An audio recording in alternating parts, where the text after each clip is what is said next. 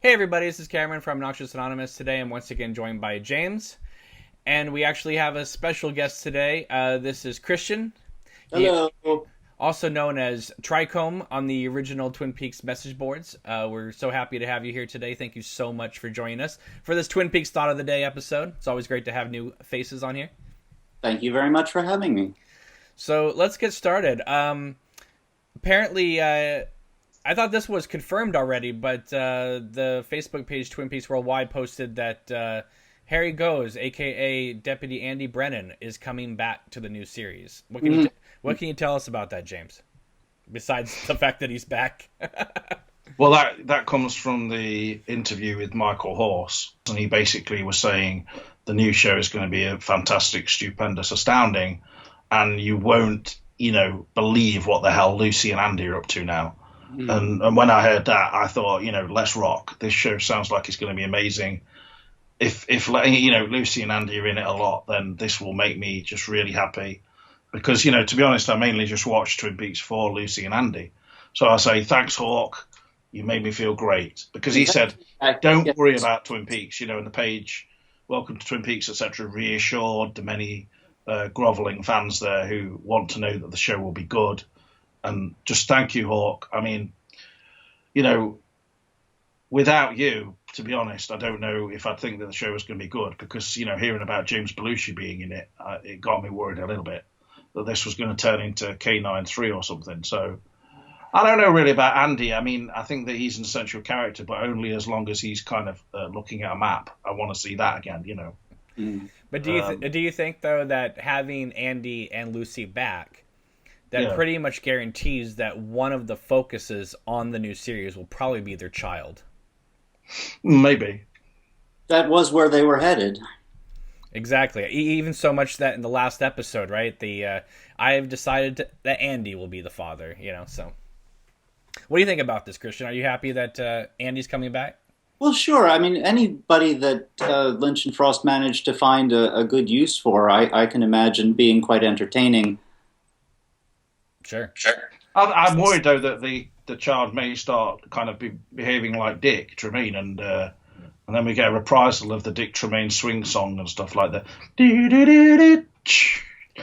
And Lynch is going overboard with just endless shots of him kind of smoking in the sheriff's station again, and sprinklers going off, and then probably Bob appears again, but instead we get just, I don't know, Michael Janison dressing up as Bob or something wacky like that, just Lynch kind of sort of doing it for the crowd really rather than being sincere, a bit like he did with Fire Walk with Me when it was like, hell, they want more Twin Peaks, let's give them more Twin Peaks. And Well, that I'm that just worried that actually might happen. well that actually brings me to one of my favorite moments in Twin Peaks is when the smoke alarm goes off and Bob's there and does that swirling shot. I loved it when it was first aired, but on Blu-ray you can definitely see it when Leland runs himself into the wall and the whole set bounces. It's fantastic. Yeah, but I never minded that because I just thought this is obviously not a very like expensive sheriff station. It was probably built in the 1960s or something. It's like prefabricated, and that's what they were going for. And I just hope that that production level of design, Richard Hoover, etc., is there again in the new show. And when Andy, I don't know, goes out into the woods and finds another train car with blooded rags and stuff in there, and maybe a map, who knows, for our cave or something, then well, there's just too many layers of mystery there to even think about, to be honest. I mean, Andy is an essential character because he's an innocent abroad kind of stranger in a strange land, perhaps, or something. But It I don't will. know. He's childlike in a sort of slightly like he's got learning difficulties or something. But I mean, I don't really know how he got that job. But I suppose as long as the uniform fits him and stuff, then they gave him the job. What were you gonna say, Christian? I was going to say that they're two characters who you can imagine never having the energy, the reason to leave that small town. So I would expect them to be there. Yeah, I agree. I just hope that Lynch goes back to his true original vision of Andy Brennan, and he comes back with his trumpet. Yes, I was thinking about that one.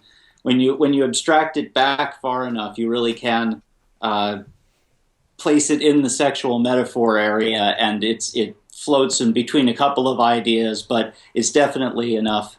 And the way they're so overdressed and the distance between them, all these questions are raised. Now, Well, go ahead, James. I always made a connection. I thought that, like the way Lynch showed it in the extended ending, that Andy was actually behind one of the curtains in the Black Lodge, and he was playing the trumpet, and it was sort of part of the Dance of the Dream Man sort of jazz thing, sort of, sort of like. You can just imagine Andy behind the curtain. Well, I wish that maybe Andy had been playing the instruments for Sycamore Trees in the final episode. If Andy was in the Black Lodge in the corner, just Andy sitting in the corner on a stool next to Jimmy Scott, and I don't know. They could have had maybe other people in there, Joan Jett and stuff, who's related to Sherilyn Fenn. But I don't know. They could have made it better than they did, but Lynch didn't. He was not firing on all cylinders on that day, and instead we got shots like, the coffee cup with Laura winking at the end. I mean, that was just too far for me. If they'd had just a big shot of Andy looking at the map for the final imagery, I would have been more happy, to be honest. I don't know why we didn't get that as the final ending instead of Cooper smashing his head into the mirror, which I thought was just lazy script writing and kind of, we don't know how to end it, so we'll just end it in this wacky way, which will appeal to hipsters in 25 years. I thought I saw somewhere in Reflections, or perhaps it was one of the documentaries, that Mark was saying that they had always had that idea, or had it for quite a while, that Bob would eventually be taken with Bob, and so smashing into the mirror, ending like that, it's one form of getting there. Well, it's funny that you say that, Christian, because it had always been obvious from the original airing that that's where they were heading, and I'll give you an example. Mm-hmm. So we were talking before we were recording about the scene where the group is standing in the woods and they're talking about Bob as the evil that men do. Mm-hmm. Sheriff Truman says, but if he was real, we had him here trapped. Where's Bob now? And the next shot is Cooper standing there holding his coffee and looking off into the distance, and then we get that shot of the owl. But the way it cuts, right? I remember being 14 years old watching it, thinking Cooper is now Bob, because I assumed that when he was holding Leland, a transference had happened. And so the next two episodes, when Cooper's being interrogated by the FBI, and Kyle's performance just seems a little off, like he just seems like a little like an alien's possessed him in those conference interrogation scenes.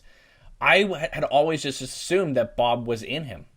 Yeah, no, I can see, because that shot in the syntax of the editing, that has a very specific meaning that you picked up on. It's meant to not be consciously absorbed, but definitely implanted. And I think at that time they had known that Cooper was going to be Bob at the end of the season. I just feel like the way that was edited tipped their hand, because for several weeks afterwards I assumed that Bob was in Cooper. Well, then they have the owl flying away from a wrecked car, and there's so much energy and motion with that slow and the owl. I think that managed to distract a lot of people from absorbing what you saw. Right.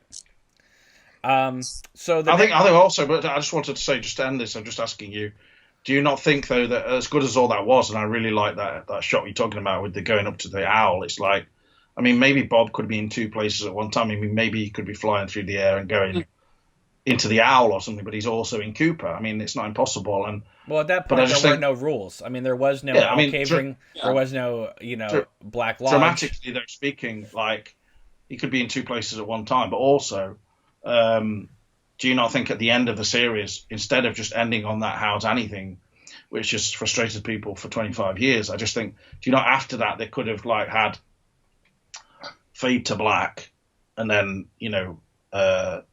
one day later, and we just cut into this kind of very moody shot of the sheriff's station, and then, we hear that sort of spirit noise tingling that it's described in this, the one that where Richard Beamer, are playing horn, thinks that he hears Josie or whatever, but it's Josie, is that your face, Pete saying, and so we get that one, but then we cut in, and it's like Andy looking, dramatically, like dramatic chipmunk, and then he looks away from that where that noise is coming from and back to the map, and we slowly zoom in very slowly onto Andy's face, and then just into his eyes until his eyes fill up the whole screen. Then the end. Are you trying to recreate the Russ Tamblyn shot from Mark Frost's episode? Well, I just think that would have been amazing, because then it would have said basically the only person who can save Agent Cooper is Andy, and hopefully they will bring that into the new show. Well, like we have said many times, the key people you would need to get Cooper out of the Black Lodge is the Log Lady, Hawk, Major Briggs, and Ronette. Unfortunately, 2 of those actors are no longer with us. But Sarah Palmer, maybe. But I do think that Ronette is a key because she is a witness. Mm-hmm. And, yes. And I don't know. I think that Andy would be essential. And according to Fire Walk With Me, she did see the angel. Mm-hmm. But what about Andy? Maybe he could tie up some ropes, get on, hook them up on a tree, and then spelunk into the Black Lodge, and that would be a good way of starting the new show, with him just sort of flying into the Black Lodge, kind of down No, James, come on. You've said before on a podcast that you need James Hurley to do this, because with the burnt engine oil, that's his motorcycle, and he can use that to launch himself into the Black Lodge.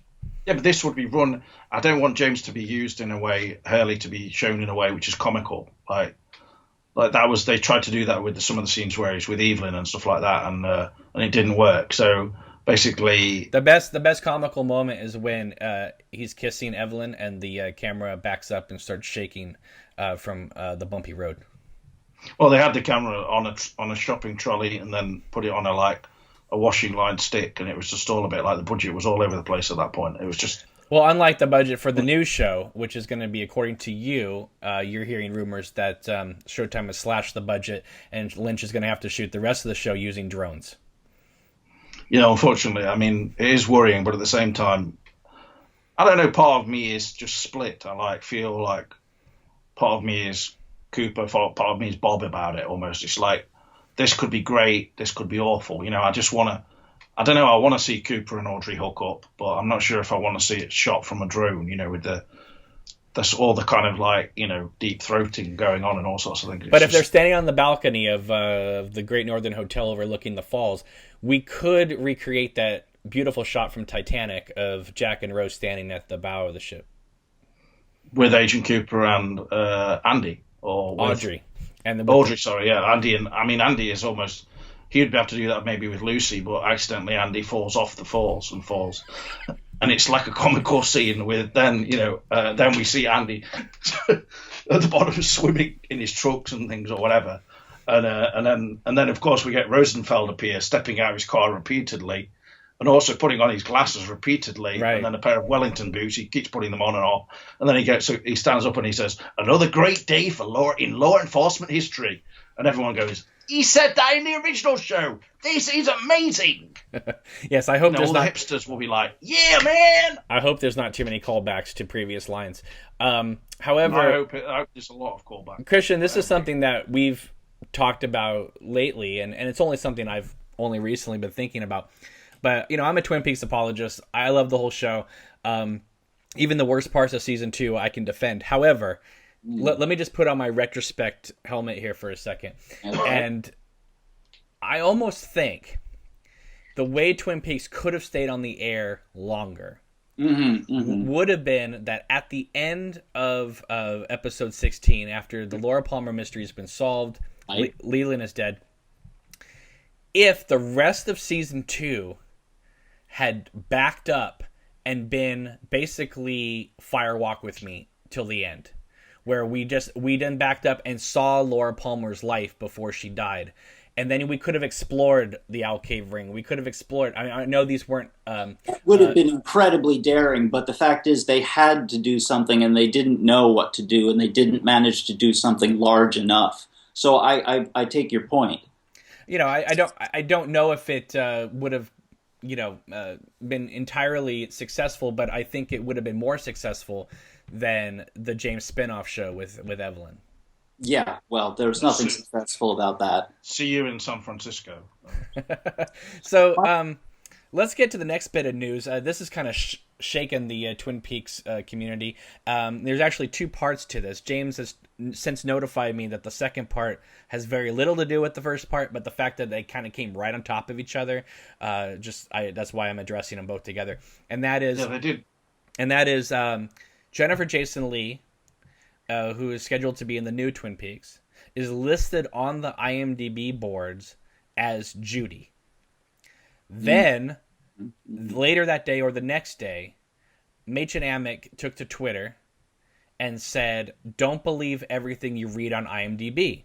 Now, obviously, I'm not saying you should. But James has notified me that Machen Amick is actually referring to the fact that somebody said, "Oh, you're only in one episode." And so she was addressing that, not the Jennifer Jason Leigh name thing.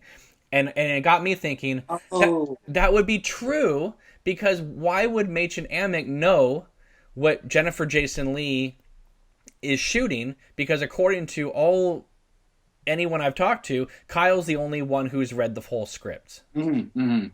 It worked well before to keep people separate that way. And remember, the mantra of season 2, right, was loose lips sink ships. So, and especially with the internet culture, they don't really. I mean, Shredder.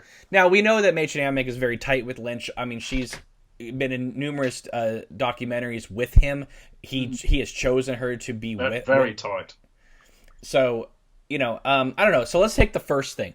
Jennifer Jason Leigh listed as Judy. Do you think this is just IMDb wish fulfillment by somebody who threw that in there? Or do you think there's a real possibility? Because obviously with Frost there, and Frost, I love him to pieces, but what he does is he brings a literal meaning to Lynch's surrealistic works a lot of times, right? They balance each other out. And I can see Frost, because I would be doing this, trying to figure out ways to tie Fire Walk with Me closer to the mythology of Twin Peaks. Anyway, do you think that there's a real possibility that Jennifer Jason Leigh could be playing the mythical Judy? Well, I'm reminded of the phrase "different Mike, different Bob." Judy's not quite as common a name, but I don't really know if we can assign anything that we knew about that Judy before to this character. Right. And one thing about Fire Walk with Me is that there's the fragment of a word that the concierge that David Bowie is talking to in the outtake starts to say the word juvenile, not Judy, but it gets far enough that it's pretty clear that he's saying, and the young lady you were with, but it's perhaps even younger than that. It's a fragment and it's not my language, but sometimes I think that that's brought in as a suggestion, Judy in Buenos Aires for some reason. Mm-hmm. And do you believe Bob Ingalls' statements that Judy was supposed to be Josie's sister? I have heard him say that he didn't believe that Mark and David had decided on the killer until middle of season 1, something like that, which led me to believe that his memory is not necessarily that exact, or the standards. He's comfortable just telling you how it feels. I mean, keep in mind, this is a man who says that Bob and Little Mike and all them come from a planet of cream corn. That's exactly my point. Yeah, that's where I come from. And then let's talk about Machen Amick's thing. So you were under the impression, like me, that she was referring to that. Yes, from the timing, absolutely. And I think that the way it was presented wasn't enough of a hint of what you're saying, the immediate question that she was actually addressing. Right. Being in so many episodes. So, James, what do you think about all this? Well, I do admit that I'm slightly worried that I've heard that, Machen is being a little bit unruly on set, and she's trying to get Shelley to be in every scene, so... She's already on the hood of a car. What more does she want? Well, I think she wants maybe a love scene with Andy, and then there's a kind of another triangle there with Lucy getting really angry with Shelley and stuff. There could be bust-ups in the diner, etc. Are you telling me that when Deputy Andy is putting up the "Have you seen this man" poster in the Double R and he's got tape stuck to his head, that Shelley was behind the counter dreaming of a life with Andy Brennan instead of with Bobby Briggs? Well, I think she was attracted to him and thinking, it would be better to be with a man like that than Leo because, at least he won't beat me up and hit me with a soap in a sock and stuff. So, I mean, Andy is a caring guy. He's also a very skilled cartographer and map reader. He plays the trumpet well. He's clean. But not so well because Lynch cut out that scene. Mm-hmm. Well, I mean, I don't want to be picky about it. I mean, I think that Andy should do another trumpet scene where the show starts maybe with like do, do, do, do, do, do, and we just see like Agent Cooper riding back into the town, going yeah. James, I think what you need is a light, a colored light behind you that sort of casts your whole space in a glow. It's not to be taken quite seriously. Or I'm not serious about that. I really do think. How is Agent Cooper arrive in the town? It's just how does Agent Cooper arrive in the town in the new? Well, how do you know he left? Well, he must have done because we see scenes where he's there with Cheryl Lee now appearing at the Cooper house in the black suit again. So, as I've been discussing before, the Cooper house. You mean the Palmer house?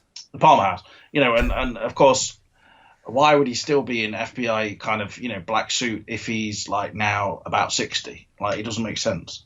Yeah, but he's not wearing the plaid anymore, so But he's not wearing the Macintosh, which suddenly disappeared when he went into the Black Lodge. So I mean, there's too many questions there really, and not enough answers. And I want to find out. I want Frost and Lynch to provide me on the Blu-ray release of reasons why Cooper was not wearing a Macintosh when he was approaching the Palmer house, because frankly, it looked overcast, cold, and possible chance of rain. I mean, this is a big question. It's like, in Twin Peaks, it's always raining, so Jesus Christ, what the hell was he thinking?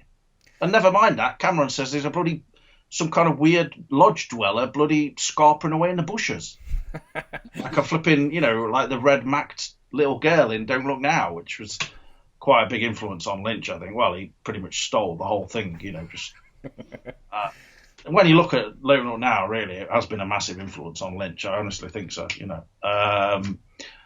But I mean, it just doesn't make sense. I just don't know the timeline. I mean, obviously we can't have Cooper just arrive at the very first scene, but it really interests me how they're going to do that because, we can't just repeat things from the first series or the pilot or whatever. Lynch loves the pilot, but they can't just have Cooper arrive again.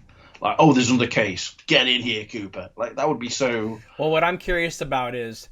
just cliche, really. They say that they're going to make this in a way that's accessible to people. So... it's like they're going to have to do that tightrope thing, which is, it's like what Joss Whedon had to do with the Serenity movie, right? Which is, you got to continue the story for the fans, but you got to introduce it in a new way for new viewers. Mm-hmm. That's going to be hard considering the mythology that is coming with them. I mean, you're going to have to bring in the White Lodge, Black Lodge, obviously the Alcave ring. I don't know. I mean, it would be funny and kind of disturbing if they just dropped the Alcave ring, because if you're going to bring it up in Fire Walk with Me, you're going to have to deal with it. Well, I think we need more symbols like, and, I mean, in about 1,000 years or something, I think there'll be like the crying man etched into Alcave, for instance. Joel Bacco, who makes those Journey Through Twin Peaks videos on YouTube, he's come on this show a few times and he's made the case, and I actually believe him, which is that that's Andy the Crying Man. That a lot of the mythology about certain aspects of Twin Peaks all comes from Fire Walk with Me. Mm. And so if you're going to bring in that much stuff, right, like with the Alcave ring, the idea that Annie told Laura to write it down in her diary, that so if those pages had not been destroyed and Cooper was reading the diary, he would have known his own fate. Mm-hmm. Mm-hmm. It's kind of fascinating. I mean, the ring itself served its purpose. It was such a discrete, singular purpose to communicate that I know what's happened. This is the object that signifies we can't go on anymore, Bob and Laura. But so then does it have to be on the ring? Is it more tied to whoever drew the petroglyph originally 100 years ago, 200, whatever? And then in the missing pieces, we get Annie wearing the ring while wearing Caroline's dress, and then the nurse taking the ring. So that's to imply that the nurse is going to be the next victim. Yes, but there's so many things there that are sort of the fringe on the edge that it could be extended or it could just be left behind and something more interesting done. I don't know. And what I would say is, if you look at that nurse in Fire Walk with Me, she almost has a slight, Jennifer Jason Leigh look to her to me. And But didn't Heather Graham say she wasn't going to be on? I thought that maybe that I heard that wrong. No, she did come out and say that she wasn't going to be a part of it. Personally, I'm not believing it until I don't see her. Yeah, okay, sure. Because I find it very. I mean, I know people want to see the Cooper Audrey romance flourish, but to me, I feel like Annie Blackburn became kind of an essential character at the end of her 6-episode arc. So much so that Lynch brought her back for Fire Walk with Me. Mm-hmm. That I think you have to deal with her, and I think if you deal with her off screen, I think it cheapens the experience, and especially since Heather Graham. No offense, but Heather Graham's career isn't what it was, let's say, even in the late 90s, right? Well, yeah. So if she's doing Lifetime Flowers in the Attic movies, I think she can put in an episode of Twin Peaks. Yeah, if she's called up, sure. But there's one thing I want to talk to you about, Christian, and this is something that James brought up last week, but since you are the originator of this concept, I want you to describe it to the viewers, and that is the importance of Senior Drool Cup in the show. Yes. Well, I mean, it's my tendency to try to poke at the smallest details and see what might have been behind them in the writers' minds, and so nothing too trivial. And in considering the waiter, I went a layer deeper than I'd gone before, and I looked at his IMDb page, and is a very large number, 225 or so appearances in films over a very long career and a long life. He was 89 when he passed away or so, or maybe it was when he was shot or so. But it was at the very end of his life and the very end of his career, and as well, more than half of those. But he was shot. I didn't know that Hank Warden was shot. Did I say that? He said he was shot. I just imagined him being like maybe Lynch shot him or something. But I hope that didn't happen. Sorry. It's directed episode, so yes, Lynch did shoot him right there. But more than half of those are uncredited, and then you keep going down to very few of most of those are described by their job, and then very, very few have a first name or a last name. And about 6 of these 225 roles, he actually had a first and last name, and I still don't know if he had a line, but he had a mysterious kind of career that way. And to bring him back from retirement, I'm sure. It signified something, I thought. And then I realized he's the only character, human, without a name. In Twin Peaks. In Twin Peaks. Of any significance. Also, where does the "thank you kindly" dialogue come from? And that's repeated by his character in The Searchers, which is essentially about the white kind of John Wayne character sort of trying to rescue his daughter, is it, from the kind of, Native Americans, who are going to rape and murder or whatever. I mean, it's all very. I mean, you could draw parallels there where, Bob looked almost like people thought he was a Native American Indian type of. Some people thought that when they first saw him. To him, yes. What the hell Lynch was thinking with getting Hank Warden in there, I have no idea. Other than, he used him before in anything? No, he wasn't in The Cowboy and the Frenchman, was he? I'm getting mixed up. That one I'm not. He wasn't in that, but he. Think so. Lynch had a propensity for using these sort of older actors. Obviously, I mean, we have the woman in that very memorable, scene where Audrey chains herself to the bank and the vault, and we just get a woman there like this, like. I mean, her performance was just staggering. But he also brings back the actor from Wild at Heart to play the banker that walks across the floor. And I remember at the time when that episode aired, going, "Why the hell are we staying on this so long?" Del Mibler. But what's great about it is when you watch it in retrospect, it actually builds the tension so high. But at the time, you're looking at the clock, knowing that Twin Peaks is going to be over at 11 o'clock on Saturday night, and it's 10:48, and Lynch just has his character walking across a bank. And it's But just then the payoff arrives, and it's all right. I mean, a lot of people very frustrated with the ending. I thought it was transcendent because it was never going to be forgotten. And so many shows end, and they don't end on any particular point, and they don't end successfully. But I do think the episode 14 of when Maddie, her fate comes in. I've always thought that was the longest 12 minutes of TV of my life. Yeah.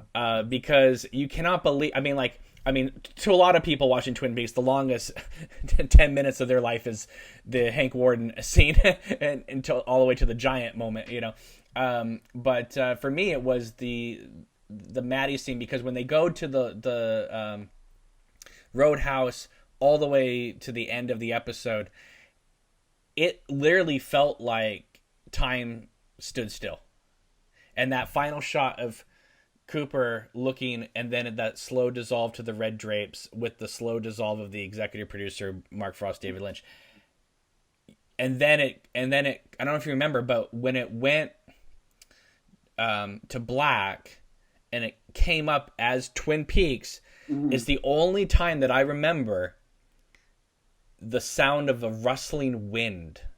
I love the wind. And that was it, and it was over.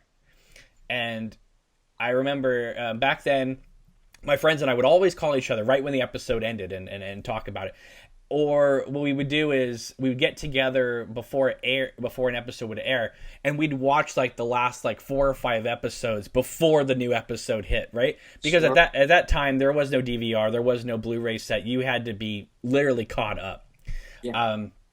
But there is one aspect of the Senior Drool Cup Hank Warden character that I want to talk to you about, and that is you've introduced the concept, this rather fascinating concept, that he is the original molester of Leland Palmer, and you have evidence to back up those claims. So why don't we talk about that for a second? Sure. Well, I mean, having no name at all, it really made me wonder, who was this person? How should we think of him?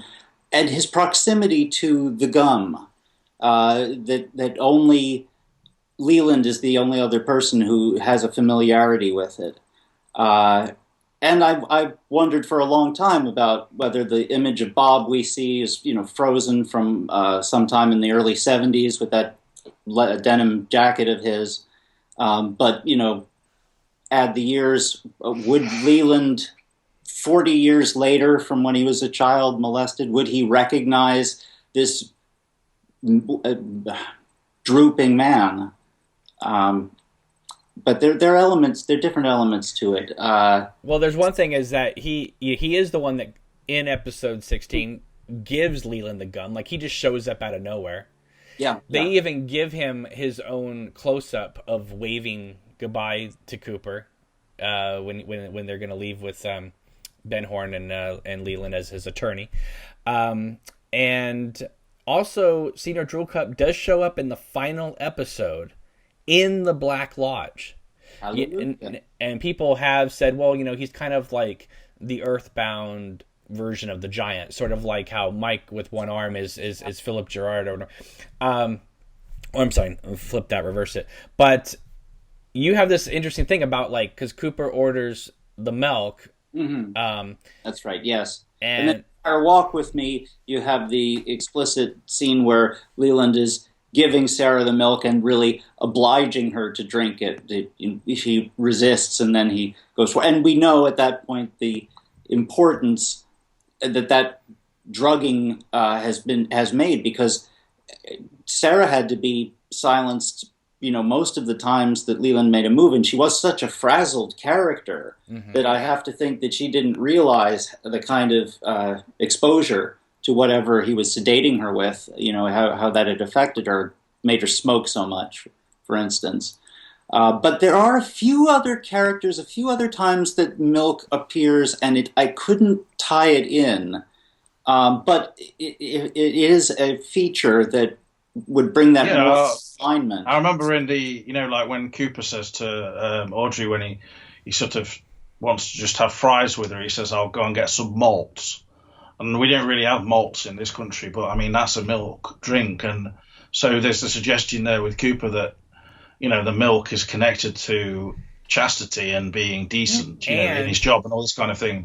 And when James goes over to Donna's house for their quote unquote date or dinner date or whatever with the family, doesn't Eileen Hayward like offer him milk and he only takes juice. He wants yes, they both fruit punch or something. They both want the fruit punch, not the milk. That's typical Hurley though. He's always like he refuses coffee, can't do it. He doesn't want milk.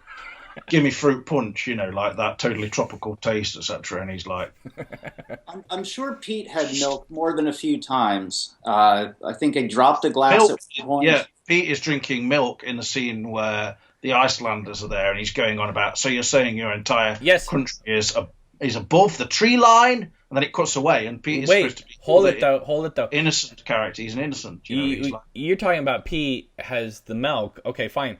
But here, I'll help you tie it in a little bit. Mm-hmm. Because I don't believe... I know people go back and forth, but I tend to believe, because of the mystical nature that Season 2 goes into, I actually believe, even though it's played off as a joke, I do believe that Catherine was telling Harry the truth about finding her childhood home on Pearl Lakes. Mm-hmm. Okay. Now, it is played off as a joke. Oh, I ran out of tuna fish and all that stuff. And she kind of says something else, I think, later in the show of like, oh, she got herself together and that type of thing. But why go into this weird mystical story with the sheriff? I don't understand this, right? So let's just say for a second that is true. Mm-hmm. Well, her house is on Pearl Lakes, and that's where Leland Palmer was supposedly molested. Where he came into me 40 years ago, whatever. So she has obviously she has ties to Pete. Yes. So maybe the milk is just bad at Pearl Lakes. I don't know, but I think that the milk is like tainted by Leyland, whereas he's he's putting in the sedatives or whatever, and it's like a symbol of innocence but tainted because he's got to have his own wicked way where he's sort of like this kind of jealous sexual abuser who has to have his own way with Laura and then other girls and things, and there's that aspect. But it's related to something that went wrong in his childhood, so he can't. And if we take what you, James, and you, Christian, are saying, then that gives a whole completely different, tragic, and horrific thinking behind the shot in Fire Walk with Me of Laura staring at her cereal bowl with the cereal drowning in the milk. Yeah, that's true actually. Because I always thought, like, why is Lynch showing that now? It made sense to me. It just looked like a girl that was so like scared at and terrified in her mind that she's not even eating her breakfast. But if we're connecting it to the milk, then that's horrifying. And what about in Sam's apartment? Remember the milky substance with crystalline structures on the side and things that he's making. It's like, why? I always thought, like, well, I can understand why Lynch deleted this because this was just too bizarre for even, No, we've talked about this before, that missing piece scene with Kiefer Sutherland almost needed to be in the movie because... No, the rest of the scene is good, but I'm just saying with, like, Sam's got, like, a massive tank in his apartment or wherever he lives. Right. And it's like, I mean, that is pretty absurd, right? I mean... It's so absurd they put it in the trailer for the missing pieces. And everyone was like, what the hell is that? Yeah, but Cooper looks at it as well. And Cooper's, like, looking. He's got, like, looks a bit... like he's thinking, what the hell's that? And that is why... he's constantly annoyed with Sam as well for some reason. Well, and that's why in the pilot he says, give this to Albert, don't go to Sam. Albert seems to have a little bit more on the ball. Christian, go ahead. Well, it occurs to me that another characteristic that both of those key moments share is that the milk is being delivered from one person to another. Mm-hmm. So it's not as if Pete has poured a drugged glass of milk for himself. No, obviously. I don't think anyone's trying to have their wicked way with Pete, like... And we see Catherine Martell, obviously, in that scene. She's chugging on these glasses of champagne. So, But what's really weird, though, is that we have all these allusions to the milk that carry over from the series into the movie, right? Mm-hmm. But then there's other things from the series that don't carry into the movie. The fact is that, so like I said before we started recording, that Lynch and Ingalls based a lot of their writing on Fire Walk with Me. Not all of it, but a lot of it on the pilot. Mm-hmm. Okay? So it would match up. So you have the scene of Sarah in the pilot saying, I heard Laura's phone ring once. So then in the movie, the phone rings once, and it's James making the date to meet Laura. But we know from watching the series, specifically episode 16, that the call came from Ben Horn's office. Mm-hmm. Because they traced the white fur to his office. And that's why in episode 16, Cooper says to the sheriff in the hallway, it was Leland who made the call, not Ben Horn. Yeah, well, when you start trying to tie them together, and for instance, adding the diary in as well, there's so many things that do not line up quite. But they tend to be only noticeable after more than one viewing. Mm-hmm. So and it's okay, because I agree with you in terms of it's okay for certain characters, especially important characters, to sometimes be wrong. Mm-hmm. The problem is that you're not wrong if you're able to trace a phone call. Yeah, and if you can hear it and you're in the house, you hear it or you don't hear it. So, I mean, the information just does not connect. Right, and the weird thing is that, they in the pilot, there's that moment where James tells Donna, Laura told me once that Bobby killed a guy. Mm-hmm. So Lynch gets inspired to write this whole killing scene in Fire Walk with Me. But it seems to me that a lot of people assumed that he was referring to Bob. Well, my take on it on the problem was different because in the diary, Bobby fires a shotgun into somebody's chest as they're escaping from a bad drug deal. Mm-hmm. And it's pretty clear that guy didn't make it. And now this is interesting, too, because when I interviewed Jennifer Lynch and I asked her when her dad was going to make Fire Walk with Me, did she think that he was going to, adapt portions of the diary? Mm-hmm. And it's in that interview where she said, I don't think my dad ever read the diary. Mm-hmm. Which is obviously noticeable. It's kind of like when they asked Tim Burton about Batman comics and he said, I never read Batman. Well, it's kind of obvious.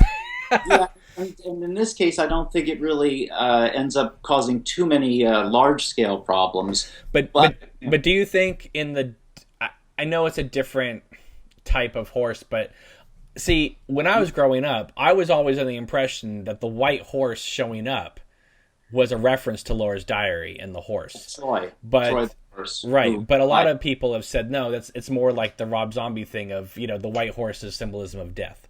Well, straight out of the Bible. But the other thing I realized recently thinking about it is that the ghost of a white horse or just a ghost horse? And it's so important that Lynch went out of his way to restage it again in Fire Walk with Me. And to think about getting this horse up the staircase of that house. No, I think that was a set. Sarah's room was a set as well. Okay, well, they brought it onto a set.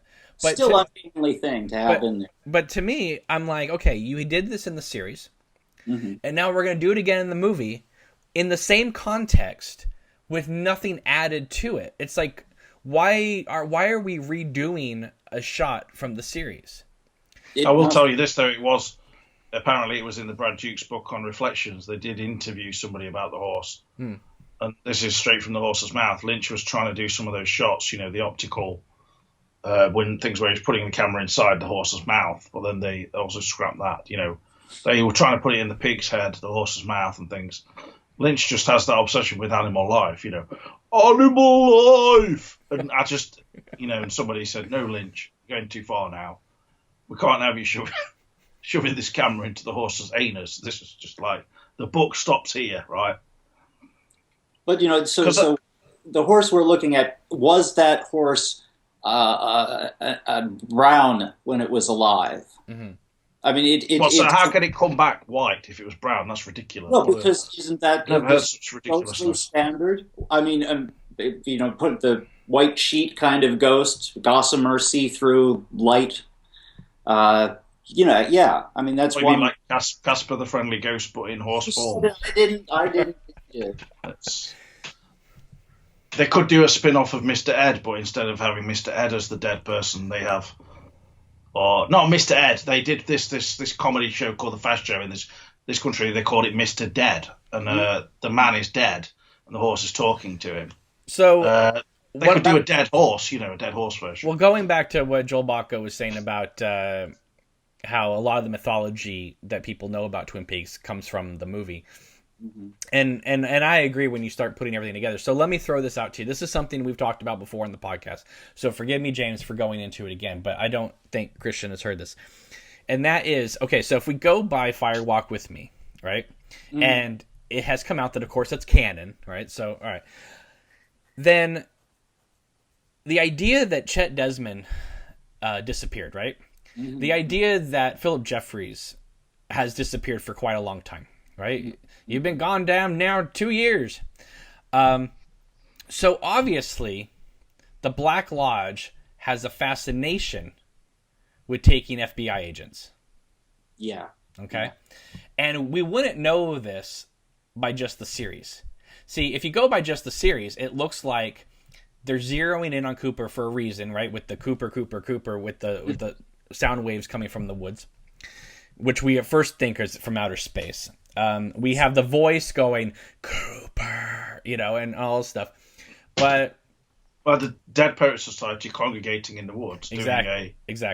But dweller on the threshold. Exactly. But at the end of the film, or the series, it looks like Cooper was overtaken by Bob. And it seems like the show almost operates on if you look at Cooper's trajectory going from innocence to corruption, which is something that Lynch looks at all the time. Yeah. But the movie brings up the idea that no, Cooper wasn't corrupted. The doppelganger got out and the good Cooper's still in. All right. So we got that. Then we have, like I said, Chet Desmond disappearing, which, again, like we've always talked about in here about the duality of everything, right? You have Dale Cooper, Chet Desmond, right? Mm-hmm. And we all know from the script stages that was supposed to be Dale Cooper, not disappearing, but supposed to be with Sam Stanley. But then you take in the Philip Jeffries disappearance. So it seems to me that if they have a fascination with taking FBI agents, then is it possible that the Black Lodge, and being tired of Bob's shenanigans and taking forever in Leland's body to jump to Laura, because it's apparent that Bob wanted to be in Laura, right? I want to taste through your mouth. So Bob was looking to do a transference. Or possibly a doubling, a separate presence. Sure. Okay, but let's say that was one of the intentions of is to get inside Laura. Okay. Mm-hmm. Then if I'm trying to think of was it always their plan to bring Cooper to Twin Peaks by killing Laura? Because the reason why is because Leland, as Bob, brings up the Pittsburgh reference to Cooper in the interrogation, leading me to believe that Bob has always known about Cooper. Mm. It seems like there's an ether that certain people can tune into in that valley. Mm-hmm. And I don't necessarily know, where a fragment like that comes from. Was Wyndham already in town somewhere building a chess piece? Because he knows what happened in Pittsburgh. Right. That's the other thing is, people are trying to figure out the timeline of Wyndham Earl and when he arrived, because, they're saying, Albert's saying that all these suitcases are appearing in packages, are appearing all over the country to the point where it's spelling out a C. But, they're also, mailing services. Yes, that's easily arranged even back then, sure. And also, look at someone like the Unabomber. He was always, sending things through mailing services and stuff like that. It's not an impossibility. It's, I'm not trying to rewrite history. Me personally, in retrospect, James has heard me say this a few times. I think it would have been better if Wyndham Earle had been the one who shot Cooper instead of Josie. That's a swell choice, yeah. Because I think it would have tied the two seasons together better, or the second half of season 2 better, tighter, because it's only in the next, well, not the premiere, but the first episode of season 2, where Albert and Cooper are having breakfast. Albert brings up the idea of Wyndham Earle, and again, like tipping their hand with the whole "Where's Bob now?" As a kid, I assumed, oh, Wyndham Earle's the one who shot him. Yes, there was still time for that, and it's not as if Josie ever had enough panic or reason at that point to go after Cooper. I mean, it's a throwaway line. Why did you shoot me, Josie? Because you came here. No, that sounds to me like get Joan Chen off the set because she needs to go film the Oliver Stone movie. Because she doesn't know how to fit in and she's not having a good time. Right. I think with you want confirmation for the whole thing you're kind of building up to in terms of the discussion of did they want Cooper? The answer is yes, because amongst things that Lynch will say, like on Jay Leno at the end, he says, "Do you want to, or would you like to say hello to anybody?" And he says, "I want to say hello to my friend Judy," or something. Mm-hmm. In another one of these interviews, he said things like this, where, I believe it all basically connects to this kind of transcendental meditation sort of belief that Lynch has of mass consciousness, or things being in the electricity of, like, as in electricity is everywhere. I don't mean just literally in electrical lines, but kind of within the universe, So if the universe wanted, Bob was using the power of, like, the universe in an evil way to grab Cooper and bring him to Twin Peaks in a way. That's the way I see it. As if Bob is an evil force in the world or in the universe. Supernatural, basically, but I don't really know if Lynch would class it as supernatural, as just something real. And in terms of if you want real confirmation of this whole idea, when Lynch was talking to somebody, I think it was Jay Leno or David Letterman, he was saying that his brother was an electrical engineer, and that his brother had wired the whole of the White House, help do that. No, I think what he said was that his brother was in charge of all the wiring in government buildings in Washington State, or possibly just one city. Oh, yeah, not maybe the White House then. Maybe I was wrong. But just the idea of them all, his brother being in charge of all the ones in Washington State seems significant to me, because, we've discussed this. I mean, you're in Philadelphia, for instance, and, we have a lot of attention to the electrical kind of static and things happening in the Philadelphia offices in Fire Walk with Me. Mm-hmm. I don't know, in Twin Peaks there's a lot of sort of electrical business going on, but the electrical business comes into Fire Walk with Me, not only with the static, but even in Deer Meadow when they're at Irene's and the guy's working on the electricity in the front of the restaurant. But something that Christina said, like with the sign reflected, as in that wouldn't be reflected like that. The way I suppose I read that is the Hap Steiner sign.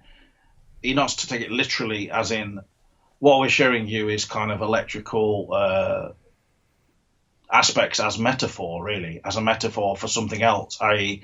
this sort of power of evil or something, as opposed to the power of love through Robbins or something. That's the way I see it. That's the way I believe Lynch is doing it. It's as simple as just him making a painting or something. He's just using it as an image, and well, it is. You can't deny that all this electrical stuff it does make for good cinema, doesn't it, as well? Well, it's just so much of it in the first half-hour section there in Deer Meadows, and I went through really taking way too many screenshots, looking too closely, and seeing a pattern of wires that are dangling as opposed to being flush with whatever they normally would be. And this pops up in the FBI offices. It pops, I think, on the, well, I have to be sure about that one, but in between the trailers, there's a shot which is from nobody's point of view, and in the center is some wire situation. It might be the grounding wire for one of the trailers. And you've got Gordon Cole's ancient hearing aid with its wires dangling out into the shot while he's talking with David Bowie, and it's like so clear that he did not want to shoot that with that wire sticking out there. It's like these are things that are always removed from composition on purpose because they just distract.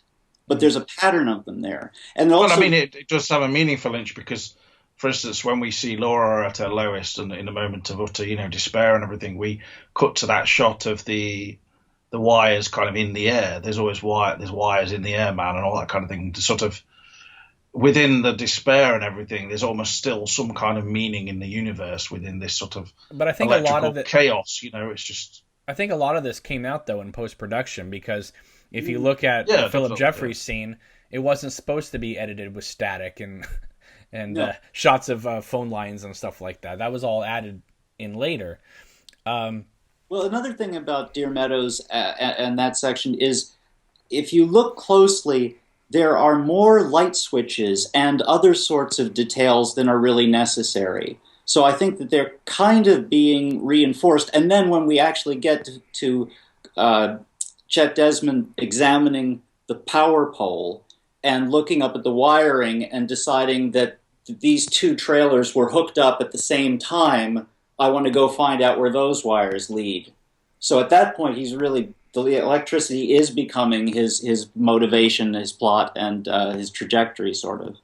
well, it's a big deal because I mean, after all, there is a character in the Black Lodge, well, in the room above the convenience store called the electrician. But I mean, who is the electrician within Deer Meadow? I don't know. I mean, maybe who is kind of doing that? Maybe Carl. Is Carl responsible for all of the fact that the Black Lodge was sort of Well, the fact that interfering with? the fact that Carl is coming back in the new series, I think speaks volumes because, like I was saying, I think that in saying that Fire Walk with Me is canon, you have to deal with it, and I think that Frost is with Lynch is trying to figure out ways to really bridge it together, which is probably why the Georgia coffee commercials weren't put on the Blu-ray set because while we've always joked about that being the unofficial season 3, maybe they'll show back up on the new series Blu-ray when it Well, comes there will out. be a new blend coming out. Obviously, the Sting of the 48-hour blend will be coming out with a picture of Carl Rod on the front, looking really happy like he often did, and But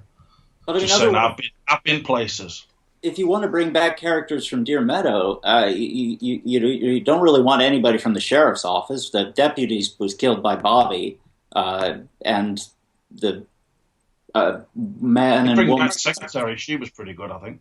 She could come. Yeah, but the whole Deer Meadow Sheriff Station, as well as Deer Meadow itself, is it's I it's think supposed to Irish, be it's supposed to be sure. just the flip opposite of everything we see in Twin Peaks. The unwelcoming sheriff station, that type of thing. But one thing The hell was Irene's problem? That's what I want to know.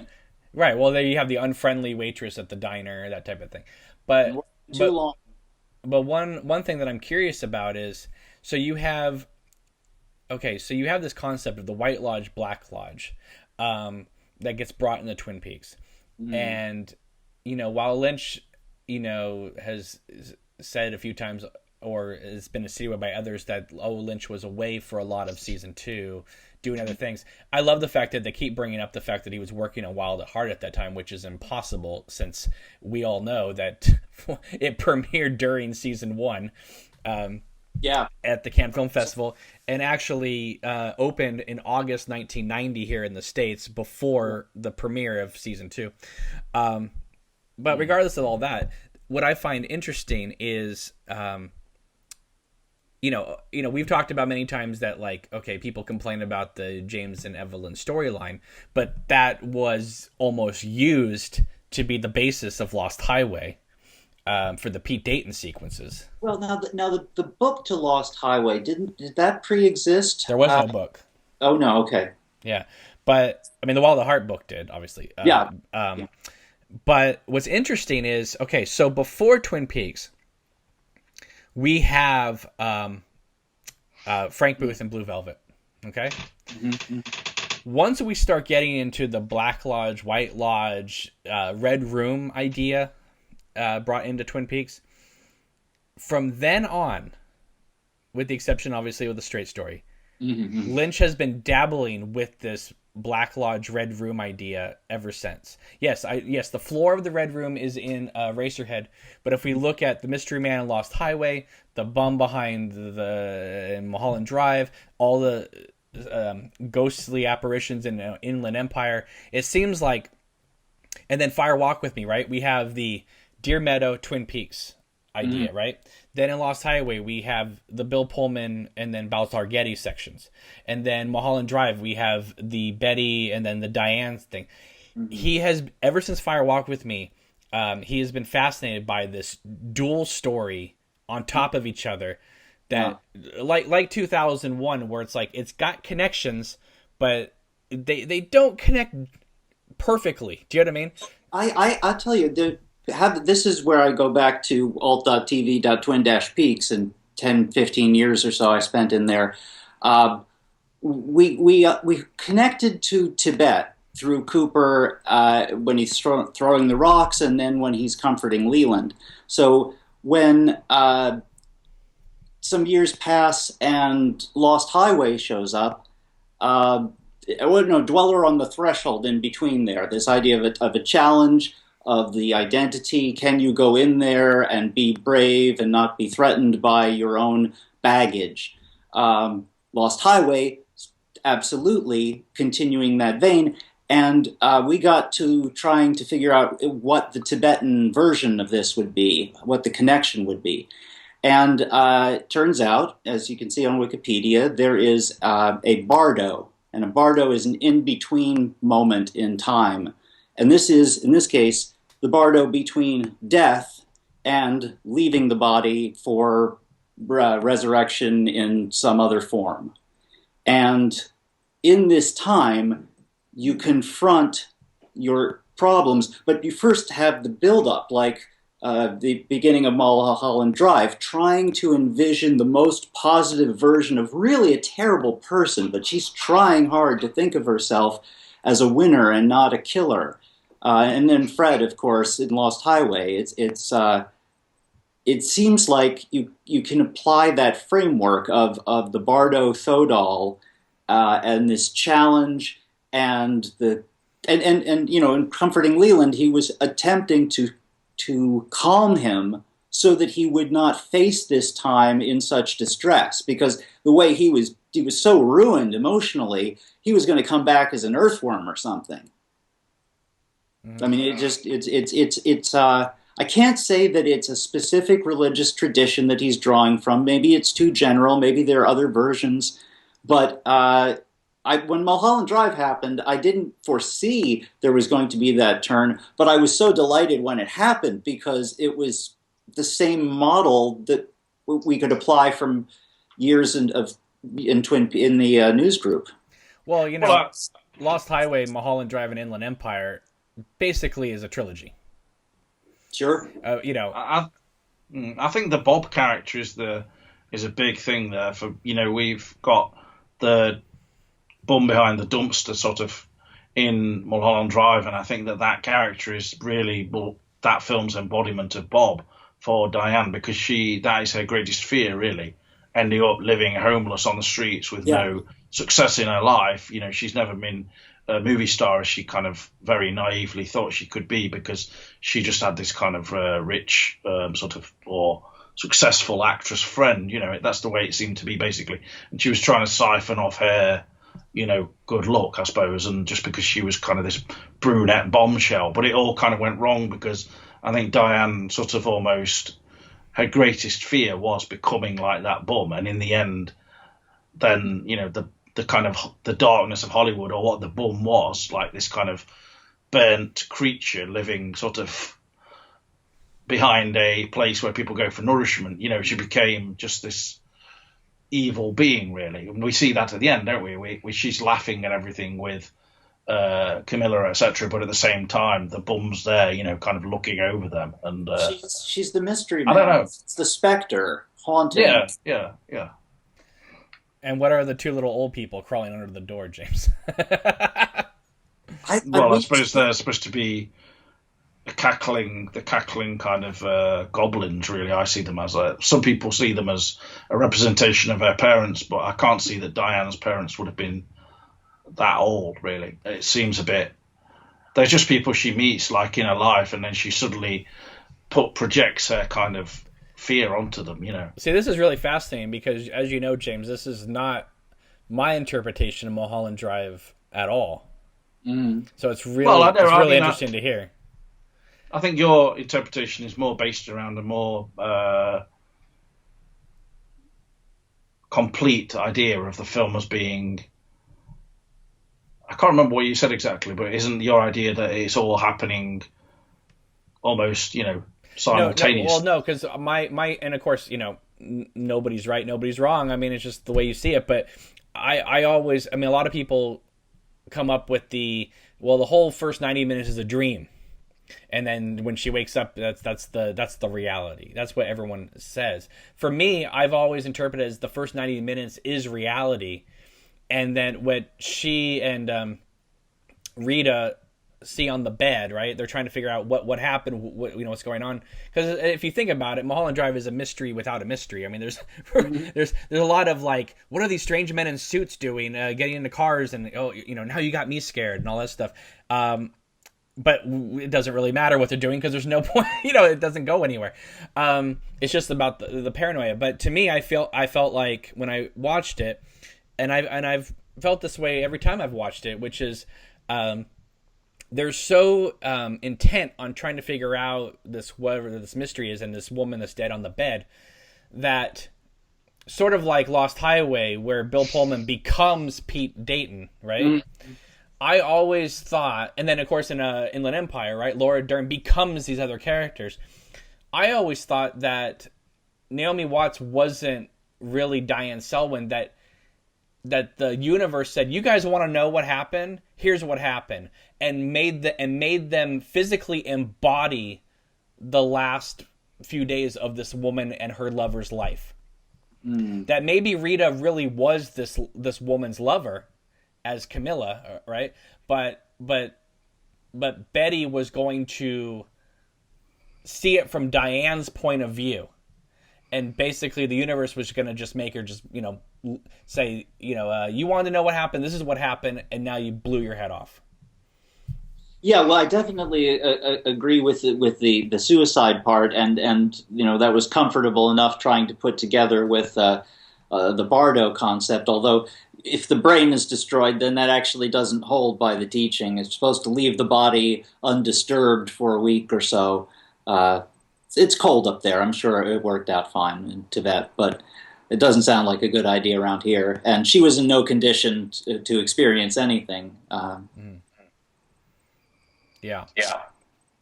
But I think that our ideas do sort of relate on the whole, because the way I see it is Diane sees the dead body on the bed, and she then imagines that she is the dead body. Basically, it's the same as seeing. Maybe at some point she saw the bum, and therefore she imagines then that the bum is like everything bad that's going to happen to her. Basically, well, it's like in real life. This is what we do in real life, don't we? We see things and then we react to them in a certain way. We kind of give people they embody this, that, and the other. Our viewpoints on them. That person is bad in some way. It's just, I don't know. I mean, I think that Lynch probably intended it, but I think the people in his own way. I don't know. I think the people who say the first 90 minutes Mulholland Drive is a dream and then she wakes up. I can see how someone could say that, but I don't like the fact that that's become the pervading, reality for the film. One, I don't think Lynch is that literal, and two, I think that's a very literal interpretation of people not understanding. Well, no, I mean, I see it. I see the whole thing as being real. All of it's real, Because if you're having a dream, to me, that is real as well. So therefore, I think Lynch would agree as well. Like, it's like when Laura goes into the painting or whatever, or into the image of the room in Fire Out With Me, that's real. For her. Because she's, it's in her unconscious, and therefore it means something, doesn't it? So. Well, real quick, I just want to bring up, you bring about that part where Laura goes into the painting.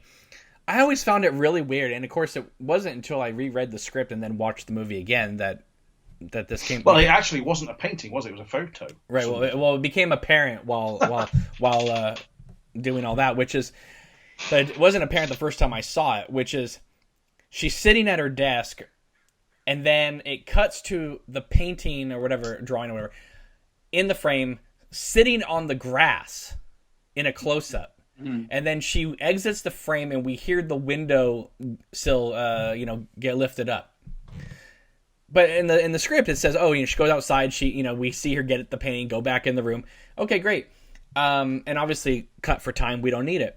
But the way it's shot, and then because it's dark outside, you have to really look for the grass.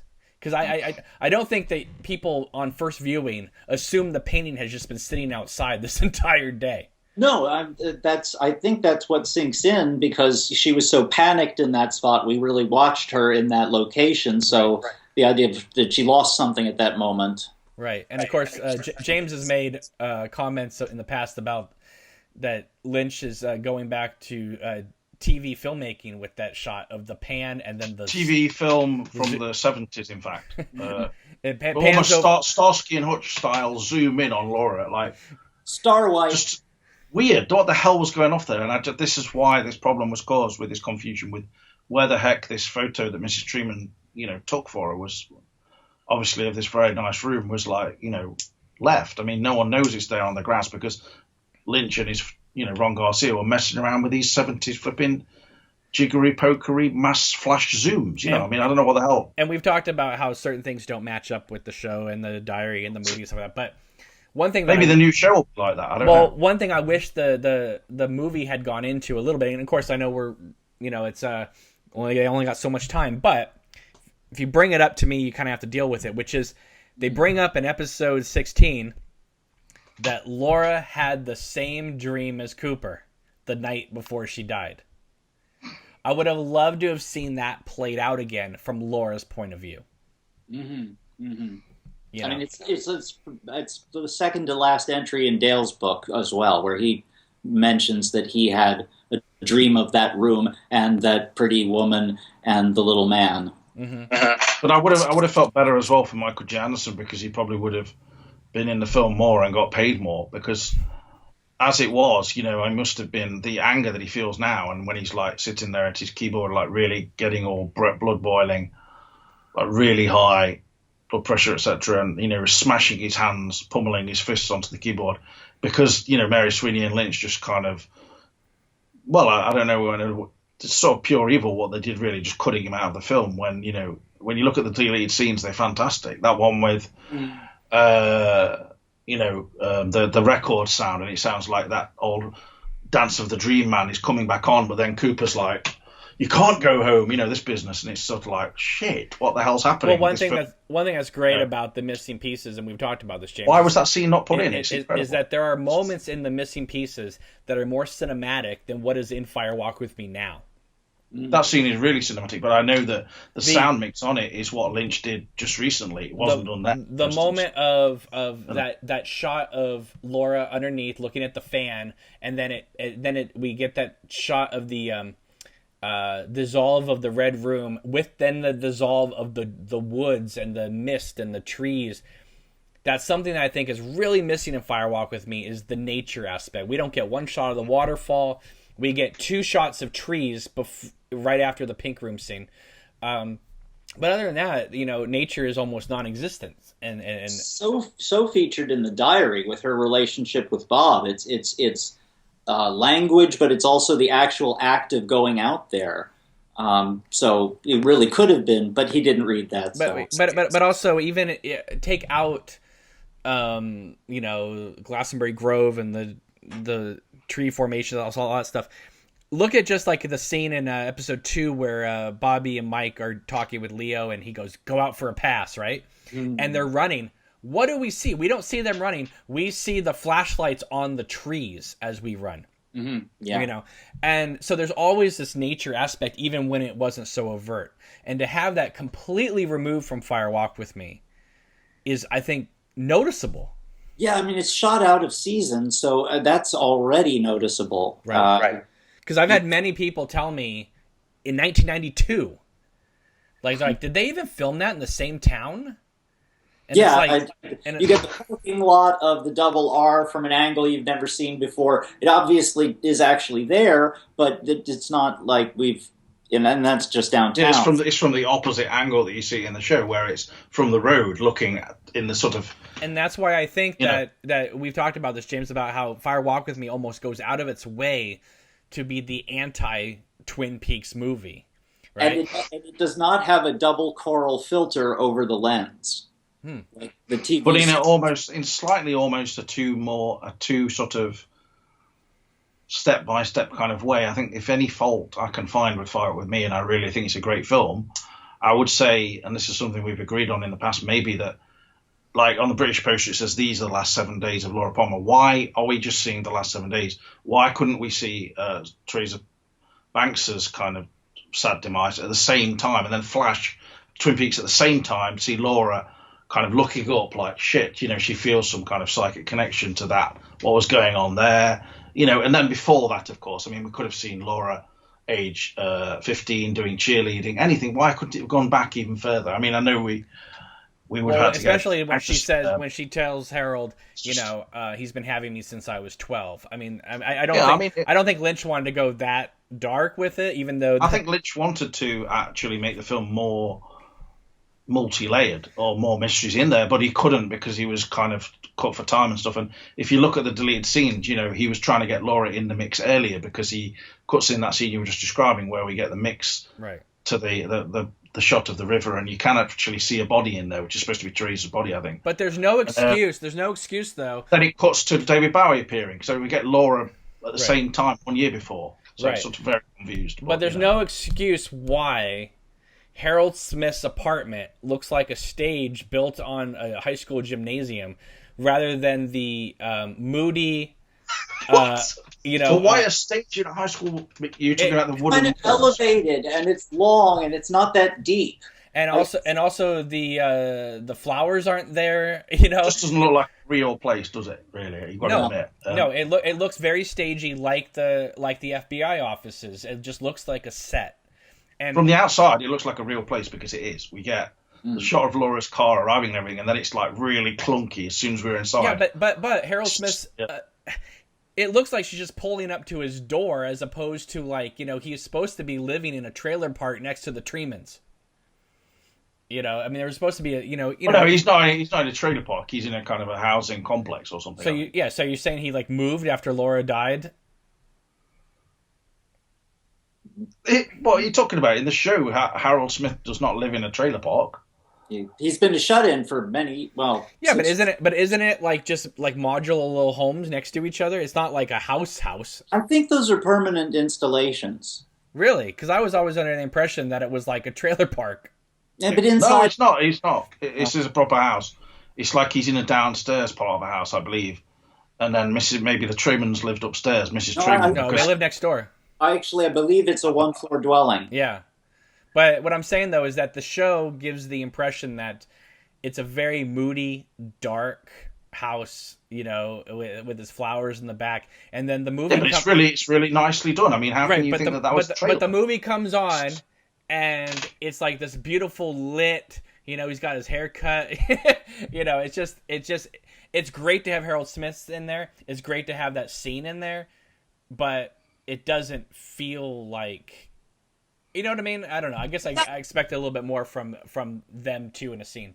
I mean, we're used to looking in the background and finding every little detail that was put there to have an impact. So when you see something that doesn't feel like it has that finish on it, I totally see what your point is there. It feels like we had 2 hours on this set. Let's get this scene done.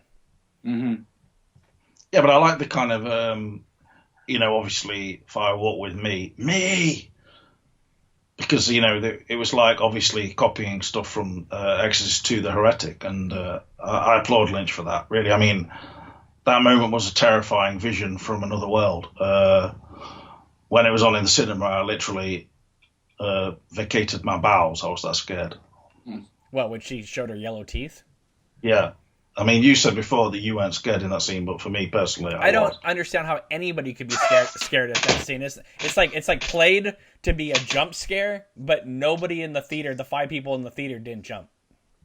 So you saw Goosebumps recently, that movie. Is that more scary than that scene, or? I think that movie has more jump scares than Fire Walk with Me. That's a terrifying thought to even contemplate. But I don't think that Fire Walk with Me is trying to do the jump scare tactic like horror movies today. But that Really? What about Bob appearing from behind the wardrobe and he's like, ah! Yeah, but again, nobody jumps. Nobody. It's weird. It's like there's these attempts at jump scares, and yet they all fall flat as a jump scare. Bob Laura left a drawing pin on the floor, and he's like, fucking hell! But at least you get the close up of his mouth as opposed to the missing pieces moment of which I think was brilliant. That above the convenience store scene in the missing pieces. But why do we need to see inside the mouth? See if he's been drinking milk or what? Yeah. Well, I hate to say it, but right, I tend to think back to the abuse and the anatomy of the mouth and those close-ups. That it's so distorted. It's like, what is this? Why would Lynch be that blatant? I mean, you don't. But he even says to Laura, "I want to taste through your mouth." I mean, he's bringing it up. And the creamed corn. It's just bizarre. I mean, a lot of it is pretty sick. But I don't know. What do you expect from somebody who made The Grandmother or Eraserhead? I mean, everything is kind of sexual stuff in there. And as Dr. Jacoby said, all of our society's problems are of a sexual nature. I mean, and like when Bob grabs the blood off of Leland and then just throws it on the ground. I mean, it's it's kind of blatant there.